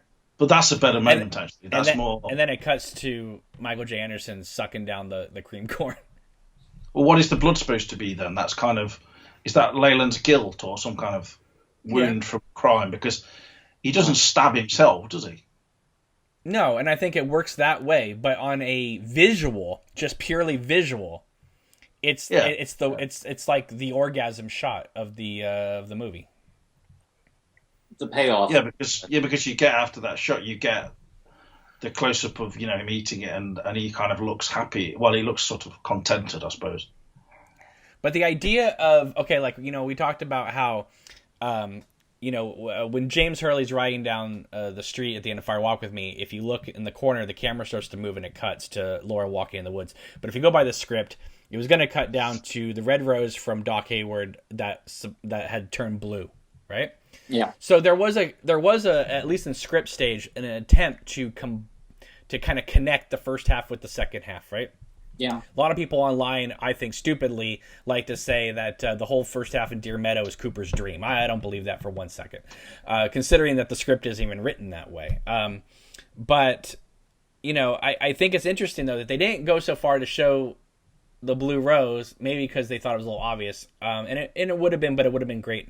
But they went so far to connect the monkey saying Judy at the end. Well, that did just fulfill the weird category. You might they always want to put a little bit of that in there. Exactly. But most people didn't even hear that he said Judy until like 3 or 4 viewings into it. What the hell did he say? One thing I noticed from the script for Fire Walk with Me was the Johnny's birthday party scene. Right. They specified that the cake had white roses on it. And I think he was interacting with one of the roses, and he was really contemplating Laura's situation at that point, not yet dead, but clearly in trouble, even for Johnny to understand. Do you think that I personally do? I think it was a big mistake not even to shoot that scene with Richard Beamer, let alone that scene not being in the movie, because looking at Laura's story, like let's say, and there are a lot of people out there who did this, who watched Fire Walk with Me and then went to the series, right? Yes, many. Okay, so if you go by Fire Walk with Me and then watch the series, you're going to be sitting there like, why are we spending all this time with Ben Horne? Who gives a crap? Mm-hmm. You know what I mean? And it's very obvious from the show that Ben Horne played a very vital role in Laura Palmer's story. He was in every episode of the show. Exactly. So the fact that he's completely out of the movie and not even mentioned, I think is a mistake. Well, when the rose was going to be a bigger factor, not just existing in the first section, that scene could have really visually emphasized Johnny's experience. And you get to see and hear Ben But that rose being the key, the only reason I would think to bring it back, other than wanting to see the characters, Right. But and that's what it comes down to. It's obviously we want to see the characters, want them to be part of the world. But I think that it comes down to the script level. That if Lynch and Frost's, and again, we've talked about this before, James. Again, Fire Walk with Me is the fastest turnaround for Lynch to make a movie ever, because the season 2 finale was in June '91, and Fire Walk with Me is premiering at Cannes May '92. We're talking less than a year later. Whereas if and I know what it was, right? The Twin Peaks was dead. They needed to just make. If we're gonna make the movie, we're gonna make the movie now. Mm-hmm. Whereas, well, anybody remembers it all, right? But if Lynch had the possibility of going an extra year, waiting, I think the script would have been tighter, and I think it would have been, because it doesn't it feel to you like they just wrote like one draft or two drafts and said we're shooting it. Yeah, and that's what they did. Yeah. I mean, with Lynch, he's going to fill it out with the space, with the moment, and the outline is all the script is. Right, exactly. But I think if Frost had been able to come in, if he wasn't working on Storyville at the time, and he was working with Lynch, I think that, like we've said before, I think that a lot of those scenes would have been better written and more integrated, so that you couldn't just cut them out so easily. Yeah. No, it would have. It's a good strategy. We can all look back and think about what we would have surgically done to fix it. But and I guess the frustrating thing, real quick, James, the frustrating thing for me about Firewalk with Me, even though I do love the movie, I think that there are so many possibilities that if you just tweak this little part here, it would have been even better. There's not much I think that there's not much tweaking you'd have to do, but what could be done would have made a even better film. And some of it's in the missing pieces. I think that if you took out some stuff and put in some of the other stuff from the missing pieces, I think it would have made for a fuller, richer movie. The only way all of this could have been solved really is like, a thing we've discussed many, many times. It's just, there should have been a Fire Walk with Me commune or something set up where we had like Cheryl Lee writing her dialogue, Ray Rice writing his and stuff, and then giving it to Lynch and Engels, etc. And then they could have been more experimental, like come in, get your ass over here, Diane. Diane Keaton, get her in to do some scenes, write them and stuff. Maybe help directing with Lynch and stuff, because I think that sometimes Lynch was a tad too pedestrian, and Well, I also think that they were moving at such a pace that I don't think Lynch had the opportunity to sit there and really think about the cut. I think Lynch, frankly, was exhausted, and I feel bad for him because, I heard that he was looking tired and worn after Wild at Heart, and he barely had like time to even sleep between Wild at Heart and Twin Peaks. I mean, it was just Firewall with Me was just like the last gasp, really. But do you think wasn't there an interview though where he said that in retrospect he would have edited Firewalk with Me differently? Oh yeah, definitely. I think there was. He even said after it, fans would go up to him and say things like, "Do you think Twin Peaks will ever continue?" And he actually said to one of them, "I wish," kind of thing.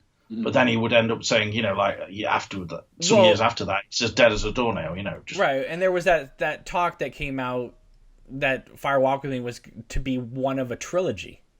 Yeah, I find definitely. Certainly seems to have been the truth. But planning. Well, what's funny is like, at the end of the missing pieces, right? It says some months later. Mm.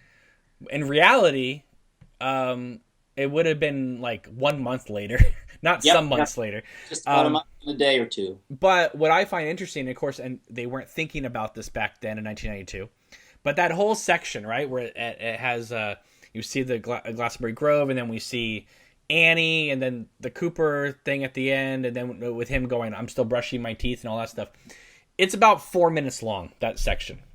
To me, I feel like that would have been, in 2016, great post-credit sequence. Mm.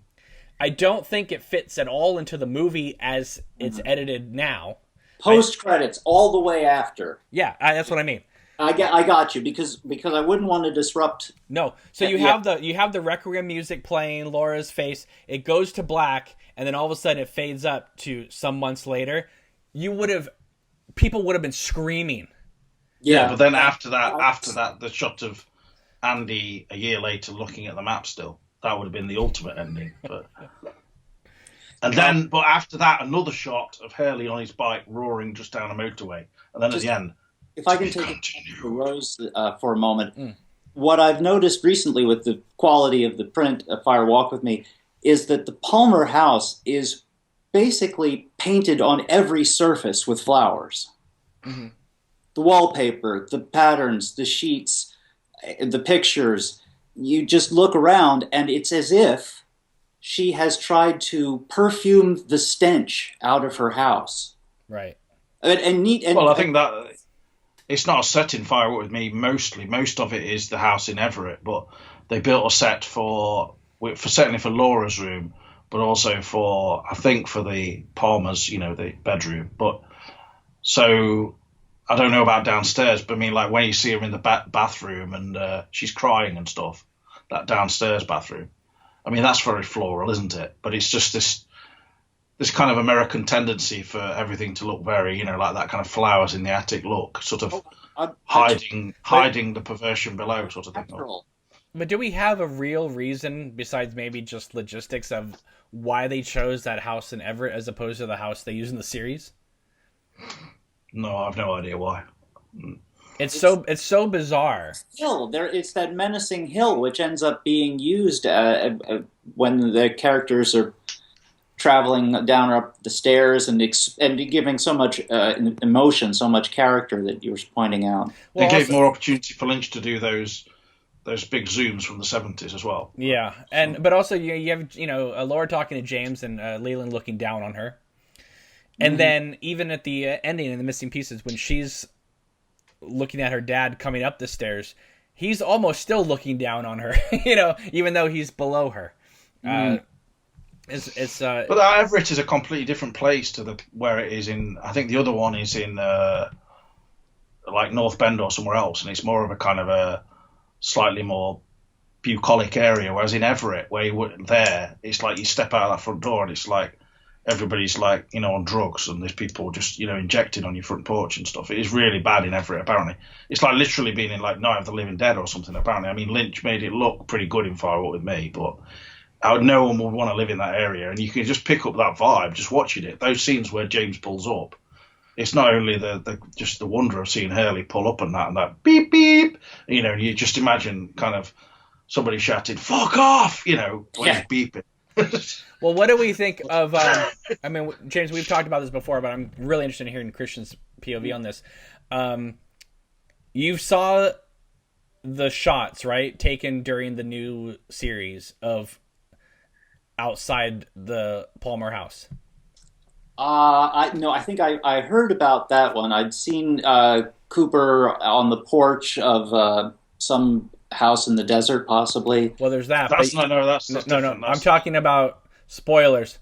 The shots of him and Cheryl Lee with red hair outside the Palmer house. That's new territory, isn't it? Right. Now, the theory out there, of course, that she's playing the third cousin. The rumored red hair cousin that was going to be in season 3.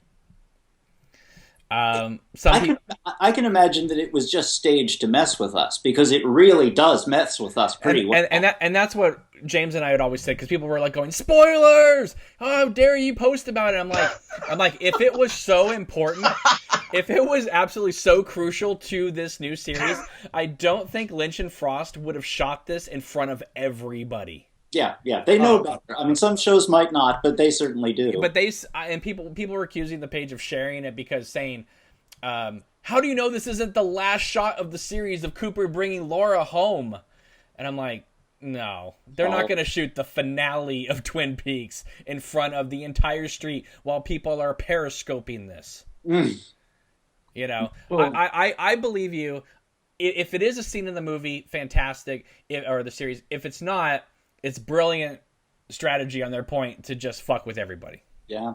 Because they show Cheryl Lee kind of possessed and Cooper taking her by the hand, leading her to the house, and they're kind of like hesitantly walking up the steps to the house, and then they walk inside. Oh, that's beautiful. Sounds beautiful. No, I think it will be, and I think it's real. I don't think it's really Lynch's style to just film something like fake, like And then in reality, he went round the back of the property later and filmed like a mad barbecue scene, like in Inland Empire or something. Right. I just them are filming a pornographic movie, Texas style. Yeah, I mean, I just don't know. And there are new neighbours living there, apparently. Sarah Palmer doesn't actually live there anymore now, apparently. But, I mean, yeah, but it's very confusing, though, because the people who opened the door, people were not sure if that's the actual residents who live there or it was some actors playing the new residents. But in The Missing Pieces, we hear Sarah say she lives there still. So within the space of a year or so, I mean... Not The Missing Pieces. You're talking about the dinner. No, the dinner Between scene. Two Worlds. Yeah. You know what I mean? And right. It's just sorry about that. It's just... She obviously moved so quickly from there. I mean, I suppose it's plausible enough. She says the house is falling to bits. I mean... But I think Lynch is... I think if it is something that Lynch is shooting just to screw with people, I firmly believe it. It's like when these rumors were coming out from the set that both Amanda Seyfried and Machen Amick were on the hood of a car and guns were being shot and stuff like that, and cars are racing around a trailer park community. I'm it's like Dukes of Hazzard style. I mean, and if it's in the series, okay, fine, whatever. But to me, it felt like that's something you would shoot to make fans go, "What the hell?" Yeah, it does actually. I'm imagining the reasons for going back to the house, and it occurs to me that there are only so many physical locations where you could go and say Bob was here, right? Really acting and leaving his mark, and that's certainly the longest. Actually, all those years of her struggling with him in her mind and physically dealing with the abuse. But do you think the new series is going to be all about empowering females by making them engage in kind of action scenes like we have, Amanda Seyfried shooting a shotgun off? I mean, I've seen her in Ted 2, and she's really small and kind of skinny and stuff. I just don't know. It's almost like Lynch is having a laugh. Like, but also, do we think that the new series is the? I can't. There has to be another reason for it besides this. All right. I don't think the whole point of the new series. Shelley hanging off a car bonnet, though. I mean, what the hell? I don't think seriously. I don't think the idea of this new series, James, is only here to basically get Cooper and Laura out of the lodge. I mean, is that the whole point of season 3? This new series is basically let's correct the old wrongs and let's get Cooper and Laura out so we have the happy ending. And also have Audra and Coop just hook up, kind of randomly. It sounds like fan fiction. Yeah, now they're like much older. Like that would just happen like that in real life. Go, oh hi again. Wow, I've still got the hots for you. Let's get a room. Right, so we're going to have Cooper and Audrey together, and then Cooper, but it'll be the bad Cooper, right? So Audrey will be like, Cooper, what are you doing? We'll get the attempted rape scene, I'm sure. So, well, just like Bobby Peru, can I use your head? It'll be like that. Christ on a bike. But what I'm saying, though, is like, there has to be more to this than just, let's get the two lovebirds together and Laura, let's give her the happy ending and Cooper out of the lodge. How does Michael J. Anderson come into all this? That's the other problem is that how do you have your actor, Michael J. Anderson, walk out of the project because of the money Showtime apparently offered him when they based their whole original campaign of it coming back on him dancing? Yeah. Okay, go ahead, Christian. What were you going to say? No, I think the key stuff you're saying about Cooper has to be addressed. I wouldn't be surprised if, large sections are not addressed at all, because it's more about what they make in those scenes and that it has the same complexity, the same element missing that you can't figure out what it was, but it clearly was something. The relationship. Yeah, well, Cooper was kind of an enigma, wasn't he? But then they can't just suddenly explain everything that's happened in 25 years. Yeah, but they can't just start up the new show and say, well, Cooper was once possessed by Bob and the doppelganger came out, but we got him back in the Black Lodge and now he's Agent Cooper again. And but that's turning into like Damien Omen 2. Yeah, but what I'm saying is they can't do all this off stage. You have to give the fans a cathartic experience of getting Cooper back. You can't just say like, well, this all happened in the 25 years, and it shows up in Mark Frost's coffee table book.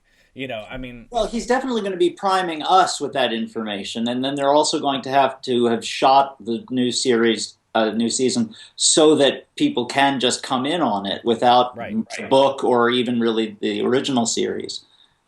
I mean, I don't even know what this how popular this book is going to be. It's going to be big, obviously, with Twin Peaks people, but the common Showtime people that watch Homeland are not going to go out and buy this $50 coffee book. Well, not if it's running in that price range, no. So, I think it'll be popular with certain cliques, people who are into coffee table books, they'll be like, this is a good one. People who run Twin Peaks fan pages on Facebook.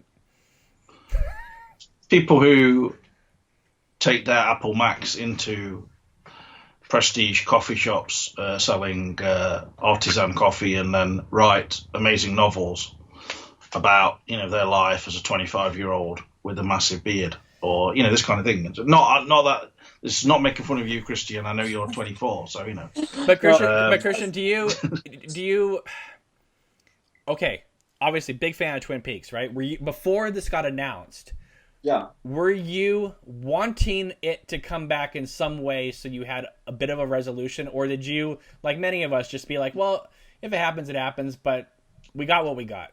I really didn't think it was likely. I didn't think it was going to happen. And I'm in this position where before the pilot premiere, I'd been watching so much network television in the 80s, and it was dreadful.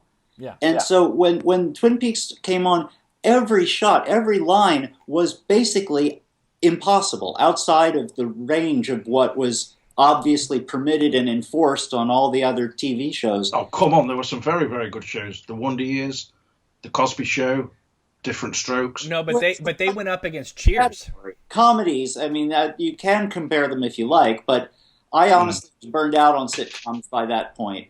I'd been doing Barney Miller and Taxi and other things back, from really probably too young an age. Did you pick up on the underlying, layers of mystery in The Cosby Show about sexual abuse? Or I bailed after maybe the second season, I think. Went on to find something else to watch. That's a terrifying show to watch now, when you see Mr. Huxtable's sweater coming down the stairs in a kind of jovial manner. It's like Leyland or something, just... Well, yeah, because that before he shot that episode and after he shot that episode, he's playing that game of his. He was giving people milk. Yeah, yeah. Now, James, don't disturb me because, if you read the prologue to the Natural Born Killers book, the novelization of the movie, Oliver Stone goes in great detail that Al Bundy masturbates nightly thinking of his daughter Kelly. He's extrapolating. Yes. But from the setting, you want Al to be somewhat tolerable on television, but if you take away that rule, what does he gravitate towards dramatically? Al Bundy was voted the hero of my senior class in high school.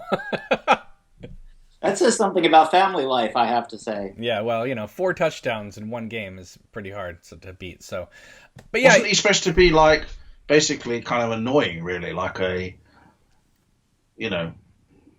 goon or something? I mean, you weren't really supposed to like him, were you? I thought you were just supposed to think he's a kind of... No, you were supposed to be rooting for him the whole time. He's like Charlie. Really? Yeah, he's like Charlie Brown, I never watched it. I couldn't stand them. Okay. But no, I'm really excited about this new Twin Peaks. I wasn't one of these people that was like, I never want it to happen. I believed it either wouldn't happen because of what Lynch was saying over the last decade, and also his filmmaking had evolved into something else. It's sort of like when you have Spielberg doing things like Munich and Amistad and Schindler's List. The last thing you want him to do is make another Indiana Jones, and look what happened. Yeah. You know what I mean? And so the idea of going backwards, Lynch is always someone who moves forwards. He made a spellbinding great movie in the Crystal Skull film. And let's face it, I think Twin Peaks will probably be better than that. Yeah, I hope but so. I would just like to say, though, that, with Lynch and Twin Peaks, I think we wanted it, but only on our own terms, within our very strict parameters. We wanted it to concentrate mainly on James Hurley and Andy, etc., searching for Agent Cooper. We wanted to see some more boogieing from Michael J. Anderson. If he's not in it, we'll be very angry. I think the thing that bums some of us Twin Peaks fans out, though, is okay. So they announced it, they're making it, and then people started dying off, and you're like, oh my god, they waited too long, you know. Yeah. But one thing about it is, you know, with Catherine Nicholson no longer with us, one of the things that's been brought up on this podcast is... Well, you interviewed her, didn't you? I did, and she was wonderful.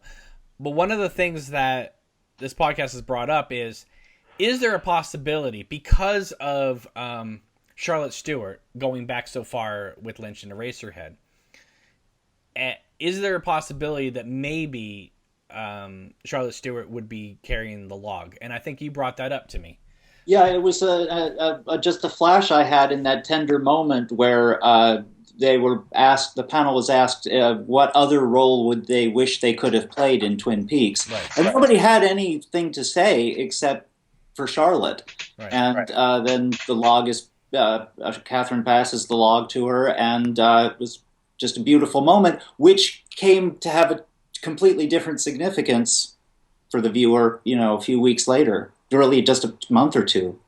Right. Yeah, it's, you know, it's interesting to see how much script revisions Frost and Lynch have to do. And I mean, like, to me, I feel like Log Lady, pretty essential character. Yeah.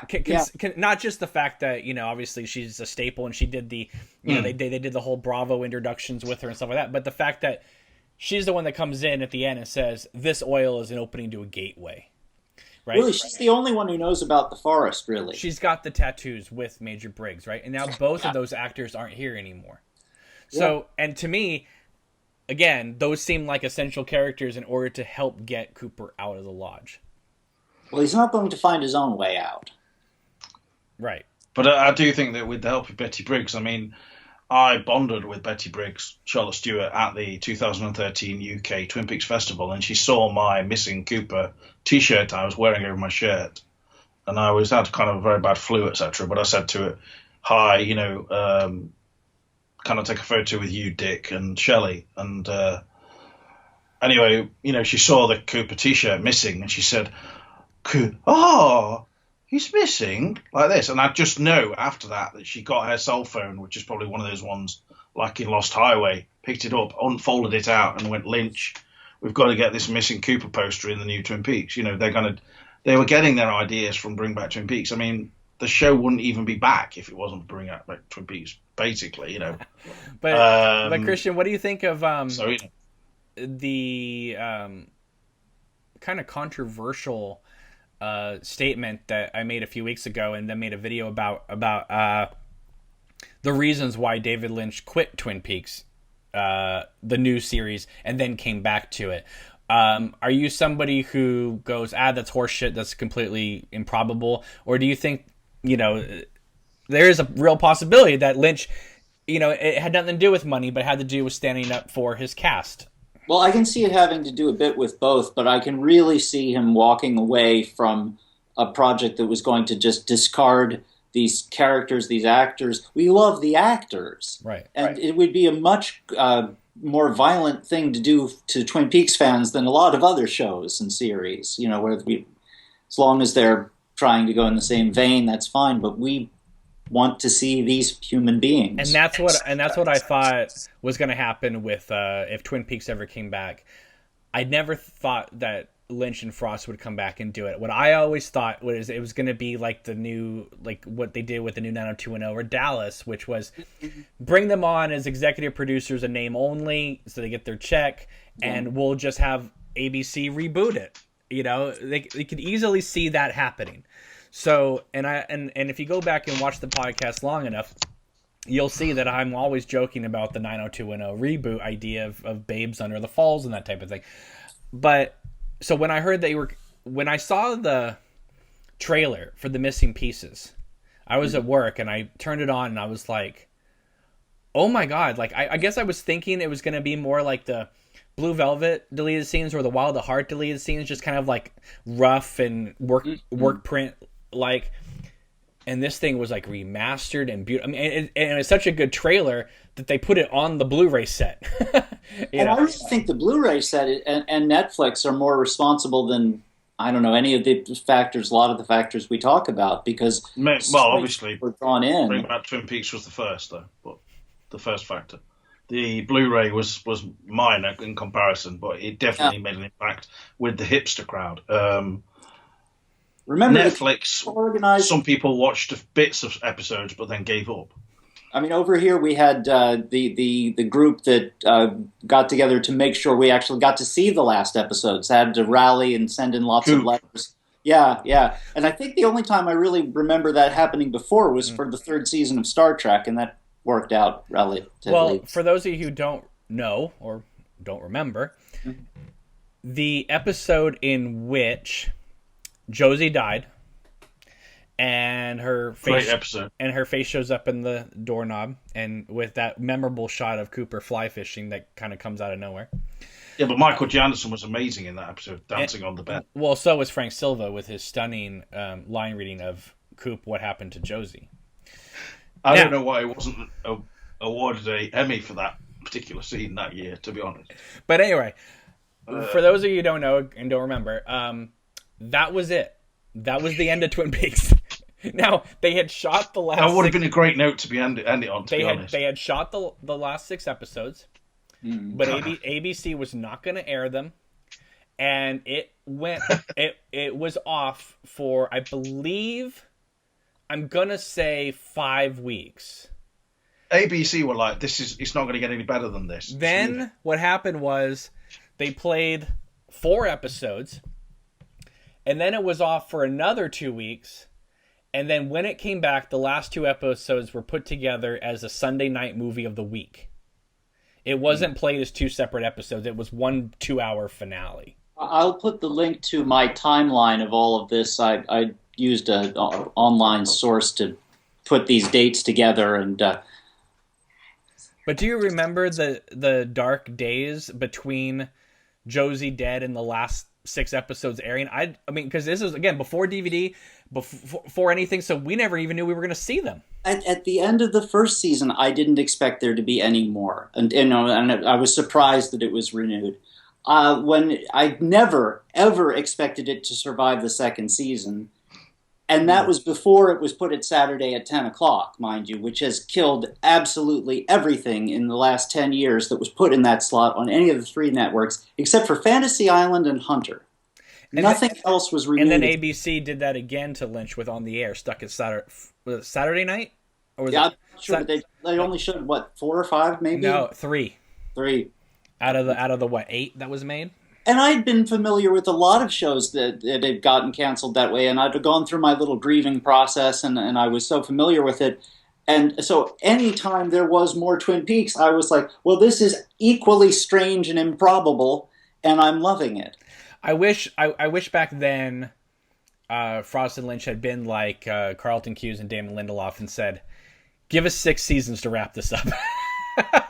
Because, when you think of shows like Lost and things like that, it's like, well, of course there's 6 seasons. Okay, here's the story. But it's like, remember when Twin Peaks got renewed to come back. All right, everybody. Well, we had some technical difficulties, but hopefully Christian will be able to come back and join us again for another podcast. But the point I was trying to make was when Twin Peaks got renewed for a second season, Kyle MacLachlan had stated that he had a contract for 5 years. So the idea that Twin Peaks could have gone on for 5 years seems amazing to me, because who knows what season 5 of Twin Peaks would have looked like. But what I was saying before about with Lost, where they were able to just go to ABC and say, hey, can we just finish this up in 6 seasons? And ABC agreed. It would have been awesome if Lynch and Frost had been able to do something similar and just say, give us 5 seasons, and let us just take the story wherever we want to go with it. I don't know. What do you think, James? I mean, do you think that Twin Peaks season 5 would have just been like, oh gosh, it's the same old crap and lazy, or do you think it? I don't even think it would have even looked like season 1. No, I think if it was on then and they'd been given that, carte blanche to do it or whatever, it would have turned out pretty good. They probably could have got people like Todd Hooper in to direct some episodes, and they may have gone pretty crazy or something. But on the other hand, they can always bring back Lynch and get Frost in, etc., to give it more, drama and bring things a bit more ship-shape. So I think that it could have been really, really good, and that's really what Lynch and Frost wanted to do from the start. So the way it ended for me was always very, unsatisfying, obviously, even though some people really like that ending. For me, it did feel like an imposed cliffhanger, and I think that obviously the fact that they're returning to it now shows that there's always been this willingness to carry on telling the Twin Peaks story, and I think they're going to do it. They just want to improve on what they've already done. So if they can do that, then that would be like an amazing achievement. Let's face it, it would be just incredible, and so people would be, just bigger fans of it now than they were in 1990. So, let's hope that does happen, and it's not something. It's not Kingdom of the Crystal Skull. Like it's feels like treading water, or sort of just some kind of something that should have been left alone, because we had a lot of people obviously online who would kind of plague us with this sort of, it was lightning in a bottle, or it's best left alone because like it's so 90s and this kind of thing. So therefore they couldn't accept that it could now be brought back but be set now and still have relevance somehow. I think that there's something almost intangible about Twin Peaks that means that it can be set any time, really. It doesn't have to be iPhone product placement everywhere and people kind of walking down the street with Starbucks and things, does it? It's set in a sort of world away from the world, and I think people always want to go back to that in a way, as not only an escape but as a way of maybe sort of finding themselves. I think that obviously this new Twin Peaks, they said it'll be a bit darker, but maybe it'll be lighter as well in some ways. So we can only wait and see. Exactly. All right, everybody. Well, thank you very much for watching, and we look forward to talking about Twin Peaks again at a date sooner than later. So in the meantime, take care.